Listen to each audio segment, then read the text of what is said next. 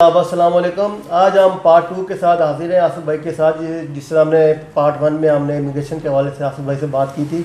آج ہم پارٹ 2 میں جو ہے ہم ان سے پوچھیں گے کہ کتنا % چانس ہے اور کتنی تعداد پاکستانی کو جو ہے اس سے مستفید ہو سکتی ہے. جی آصف بھائی آپ بتائیں کہ کتنے % چانس ہیں اس امیگریشن کے کب ہوگی اور کتنے % چانسز ہیں ہونے کے یا نہ ہونے کے, اور دوسرا یہ ہے کہ کتنی جو ہے پاکستانی کی تعداد جو ہے اس سے مستفید ہو سکے گی. بسم اللہ الرحمن الرحیم. بہت شکریہ تنویر بھائی آپ کا, آپ ہمارے آفس تشریف لائے, اور آپ کے ویورز کو ان کو بھی السلام علیکم. میرے خیال میں آپ کے کافی سارے جو ویورز ہیں ہمارے آفس میں بھی آتے ہیں اور ہمیں بتاتے ہیں کہ جناب آپ کا چینل ہم دیکھتے ہیں اور جتنی بھی انفارمیٹیو ویڈیو آپ دیتے ہیں اسے وہ بہت خوش ہیں, اور اللہ تعالیٰ آپ کو مزید کامیابی دے. تو جہاں تک امیگریشن کا ہے, جیسے ہم بتا رہے تھے پہلے جو پارٹ میں, اس کا زیادہ دار و مدار ہے جو الیکشنز آ رہے ہیں نا, اور الیکشن کے فوراً بعد میرے خیال میں اس پہ جو عملی ورک شروع ہو جائے گا. الیکشن کے رزلٹس کے بعد جو ہے نا ہمیں صورتحال کلیئر ہو جائے گی کہ آیا امیگریشن کتنی دیر میں کھلے گی, اور اگر یہ الیکشن جو یہ کولیشن ہے ان کی پارٹیز جیت جاتی ہیں تو پھر میرے خیال میں ہو سکتا ہے اس سال جو بجٹ سیکشن کہہ لیں جون جولائی اس سے پہلے ہی ہو جائے, نہیں تو اس سال کے اینڈ تک, مطلب اس سال میں ہی یہ جو قانون ہے اس کو کوئی اس کی وہ شکل دے دیں. اور اگر الیکشن کا رزلٹ ڈیفرنٹ آیا تو پھر ہم کچھ نہیں کہہ سکتے, پھر اس میں کچھ دیر بھی لگ سکتی ہے. اور میرے خیال میں ایک اور بات میں جو شیئر کرتا جاؤں آپ کے ناظرین کے ساتھ, کہ اٹلی ایک واحد ملک ہے پوری دنیا میں جس کی آبادی جو ہے وہ 18% سے لے کے 19% کی طرف جا رہی ہے, اور 20% جا رہی ہے جو اوور 65 ہیں. تو اگر آپ حساب لگائیں کہ 100 میں سے 20 بندے اوور 65 ہو گئے اور باقی 20 یا 30% 25% بچے ہو گئے, تو درمیان والے جو 40% ہیں اس میں سے آدھے بندے کام کریں. تو اگر 20% دنیا کا کوئی بھی ملک ہے وہاں پہ اگر 20 بندے کام کر رہے ہیں اور 100 بندہ باقی 80 کھا رہے ہوں تو وہ کیسے چلے گا؟ تو اس سے یہ ثابت ہوتا ہے کہ اٹلی کی آبادی جتنی بڑھتی جا رہی ہے, جو آبادی سے مراد جو ان کا ریشو ہے نہ مرنے کا, یا جو بندے جو ایج ان کی بڑھتی جا رہی ہے, تو ان کو نئے بندے چاہیے جو ینگ جنریشن ہو اور وہ ڈائریکٹلی انوالو ہو کام میں, کیونکہ ان کے ہر سال جو تقریباً 150 سے 60,000 آدمی جو ہے پینشن پہ جاتے ہیں. تو جب 1,50,000 بندہ پینشن پہ جائے گا تو اسی سسٹم میں 2 سے 2.5 لاکھ بندہ کام میں آنا چاہیے سسٹم کے اندر. تو ظاہر ہے ہماری پروڈکشن جو ہے, اٹلی میں بچے اتنے پیدا نہیں ہوتے اتنے ہر سال. یہاں پہ اگر اٹیلین کا حساب لگایا جائے تو وہ ہر سال تقریباً 1,00,000-1.25 کام کے اندر انٹر ہوتے ہیں نئے بندے سسٹم کے اندر. تو ظاہر ہے گیپ ہے 50 سے 1.5 لاکھ 2 لاکھ کا. ہوتا کیا ہے کہ وہ گیپ جو ہے وہ ہر 2 4 5 سال بعد اگر آپ غور کریں تو کوئی بھی, چاہے وہ رائٹ ہینڈ کی پارٹی ہے یا وہ لیفٹ ہینڈ کی پارٹی ہے, وہ امیگریشن کھول دیتی ہے, نئے بندے سسٹم کے اندر ڈال دیتے ہیں. اگر اس کی ایوریج لگائیں تو وہ 1.25 لاکھ 1.5 لاکھ سالانہ بنتا ہے. اور اسی چیز کو مد نظر رکھتے ہوئے اگر آپ غور کریں تو انہوں نے کوٹا سسٹم بھی رکھا ہوا ہے کہ ہر سال کوٹے ہیں, اتنے بندے آئیں گے, وہ بھی تقریباً 1.25 لاکھ بندہ ہر سال یہ لیتے ہیں. تو ڈائریکٹلی یا انڈائریکٹلی اگر غور کریں تو ان کو ہر سال میں 1.5 سے 2 لاکھ بندہ چاہیے جو فریش آدمی ہیں جو سسٹم کے اندر داخل ہوں کام والے. کوٹوں سے ایک چیز یاد آئی کہ اس پچھلے سال جو ہے پاکستان کا نام شامل نہیں تھا کوٹے میں, جو پاکستان سے جو لوگ آتے ہیں مختلف جو سیزنل ویزوں پہ. اس دفعہ آپ کو امید ہے کہ وہ پاکستان کا نام شامل ہوگا؟ اس میں مطلب یہ ہے کہ اس میں گورنمنٹ آف پاکستان کو چاہیے کہ وہ کام کریں. ہماری ایمبیسی کانسلیٹ یہاں پہ کام کرتی ہے, لیکن چونکہ یہ جو چیزیں ہیں یہ گورنمنٹ لیول پہ ڈیسائیڈ ہوتی ہیں, اور گورنمنٹ جب بھی کوٹا رکھتی ہے تو وہ ملک کے ساتھ انٹریکشن کرتی ہے کہ اس ملک کے ساتھ ہمارے کیسے تعلقات ہیں, وہ ہمیں کیا دیتا ہے اور کیا لیتا ہے. پاکستانی جو ورکر ہیں ان کی بہت اچھی ساکھ ہے, لوکل لیول پہ بھی اور گورنمنٹ لیول پہ بھی جتنے بھی لوگ ہمیں ملتے ہیں وہ یہی کہتے ہیں کہ آپ بڑے اچھے ورکر ہیں. لیکن ہماری گورنمنٹ ہے, چونکہ یہ جو ہماری نئی گورنمنٹ آئی تھی تو اس وقت یہ کوٹے فائنل ہو رہے تھے, انہوں نے ملکوں کے ساتھ معاہدے کرنے تھے. ہو سکتا ہے کیا وجہ بنی ہے کہ وہ ہمارا جو ملک ہے اس کوٹے میں نہ آ سکا, لیکن مجھے امید ہے کہ اب ہمارے جو اوورسیز منسٹر ہیں وہ کافی ایکٹیو ہیں، اور ہمارے یہاں پہ بھی دوست جو خاص طور پہ ہماری جو قیادت ہے،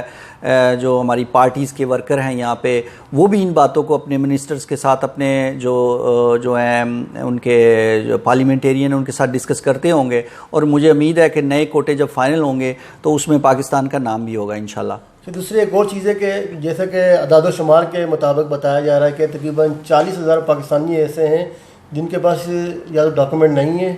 یا اگر ڈاکومنٹ ہیں تو وہ موتی کو منتاری سسدیاری والے ہیں، اور جن کے کچھ ایسے ہیں جن کے ابھی کیسز چل رہے ہیں جن کے منظور نہیں ہوئے ہیں، ان کی تقریباً 30 سے 40,000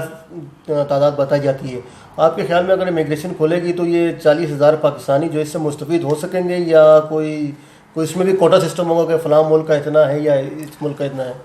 نہیں، مطلب 30 سے 40,000 تو بہت زیادہ ہیں جو آفیشیل جو ہمارے پاس ہیں گورنمنٹ آف پاکستان کو۔ آپ کو پتہ ہے جب بھی کوئی بندہ اگر وہ یہاں پہ اسائلم اپلائی کرتا ہے یا کوئی بھی یہاں پہ پاکستانی انٹر ہوتا ہے تو اس کی جو مطلب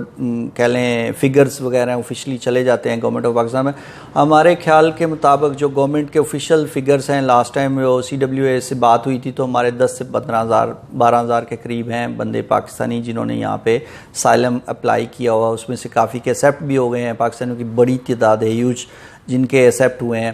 اور بہت ساری ایسی تعداد ہے جو ابھی انڈر کنسیڈریشن میں ہے۔ تو یہ بھی ایک بڑا بگ فگر ہے، اگر 10-12 ہزار بھی، تو کچھ کہہ لیں کچھ ایسے بھی ہوں گے جو باقی یورپ میں ارد گرد پھر رہے ہیں، تو جب امیگریشن کا کچھ چانس بنتا ہے تو وہ بھی آ جاتے ہیں۔ لیکن تو ان میں کچھ ایسے بھی تو شامل ہیں کہ جن کی کیسز منظور ہو چکے ہیں، جن کے اسائلم کے کیسز منظور ہو چکے ہیں، لیکن ان کے پاس ابھی تک جو ہے سجورنو جو ہے وہ سسدیاری والی ہے یا قاضی اسپیشیالی والی، موتی منتاری والی، تو ان کو ملا کے میرے خیال میں اتنا اراؤنڈ فگر بن جاتا ہے۔ تو آپ وہ فائدہ اٹھا سکیں گے، یا اس میں بھی اگر 15,000 بھی ہے تو 15,000 کا کوٹا وہ پاکستان کے لیے رکھیں گے، یا اس میں جو اوپن ہوگا کہ جو جن کے پاس کانٹریکٹ ہے؟ نہیں، اس میں جب یہ ایمرسیونے جب ہوتا ہے نا، جب امیگریشن جس کو ہم کھولتے ہیں، اوپن امیگریشن کھلتی ہے، اس میں کوٹے کا کوئی پرابلم نہیں ہوتی۔ کوٹا ہوتا ہے جب آپ کوٹے فکس کرتے ہیں کہ جو ورکر ہمیں باہر سے چاہیے، اس میں ہر ملک کا وہ رکھتے ہیں کہ اتنے ہمیں فلاں ملک سے ان کے تعلقات کے حساب سے کہ یہ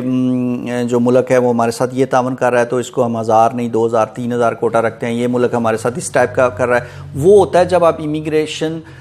جو ہے نا ہر سال کوٹا سسٹم کے تحت کھولتے ہیں، لیکن یہ اوپن امیگریشن اس کو کہتے ہیں، اس میں کوئی کوٹا نہیں ہوتا۔ اس میں ہوتا ہے کہ جو قانون بناتے ہیں کہ آپ لوگ جو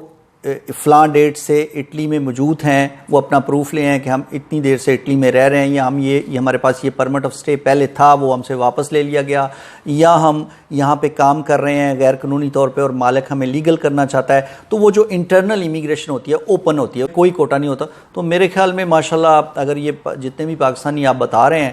تو اگر یہاں پہ موجود ہوئے تو انشاءاللہ وہ پھر ہماری جو تعداد پہلے ہی ہم we are the second last جو سیکنڈ میجورٹی کمیونٹی ہے جو یورپ میں ہے UK کے بعد، تو پھر تو ہم 2 لاکھ کے قریب پہنچ جائیں گے انشاءاللہ۔ 2 لاکھ۔ تو دوسرا ایک اور چیز یہ ہے کہ جو پاکستانی کمیونٹی جو ہے اس میں جو اس وقت جو سب سے اہم مسئلہ چل رہا ہے وہ پاکستان میں جو ہے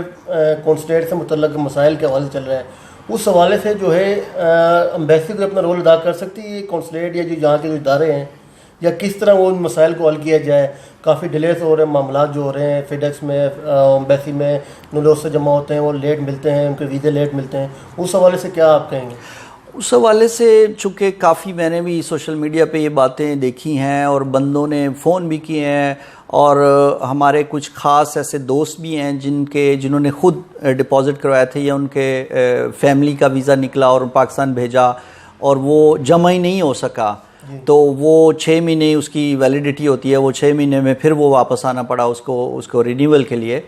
اس میں یہ ہے کہ یہاں کے جو ہماری ایمبیسی یا کانسلیٹ ہے وہ اپنا رول پلے کر رہی ہیں، انہوں نے یہاں پہ جو وہ کر سکتی ہیں، انہوں نے ان کو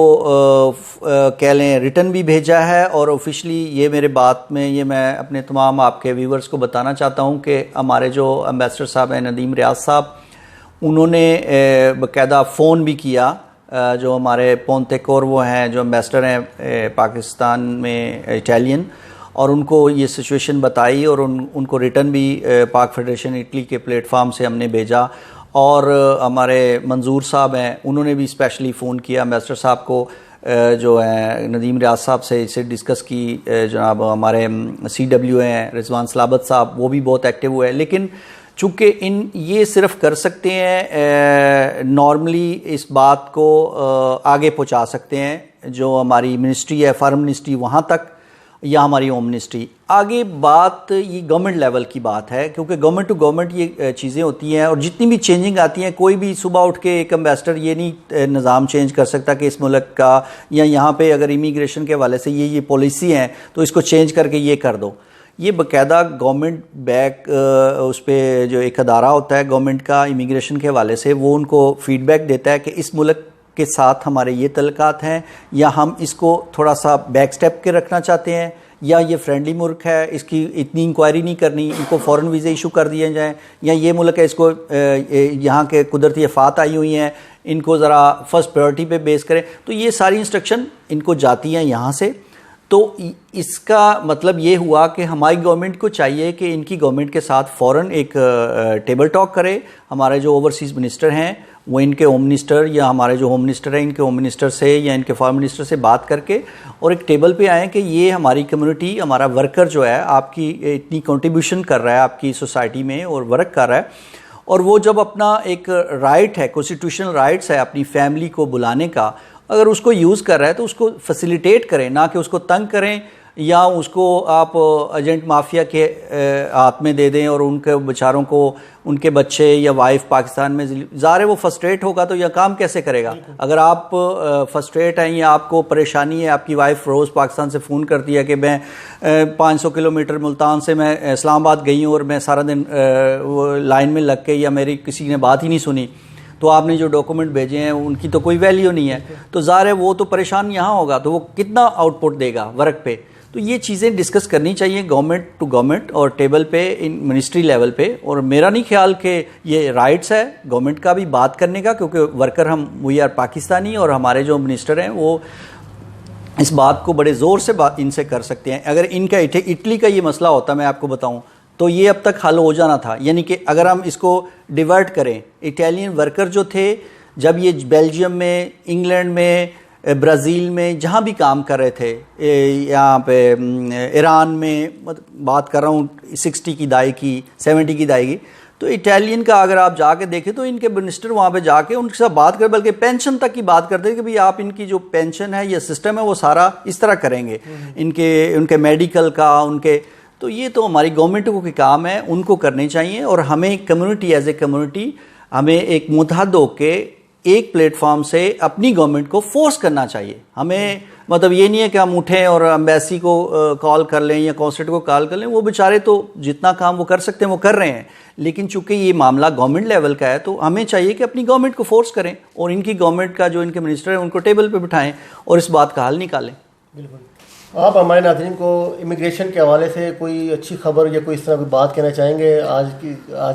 ٹاپک اس کے اختتام پہ, انٹرویو کے اختتام پر؟ بالکل, میں یہی کہوں گا کہ وی آر ہوپ فل, انشاءاللہ امید کرتے ہیں اور ہم اس پہ زور لگا رہے ہیں کہ یہ جو ایمرسیونے ہے, جتنے بھی غیر قانونی لوگ بیچارے رہ رہے ہیں یہاں پہ, ان کو قانون کے دائرے میں لے کے آئیں. اور اس سے یہ گورنمنٹ کا ایک تو فائدہ بھی ہوگا, اور جو ایک تاثر ہے جو جس طرح جو منسٹر صاحب نے یا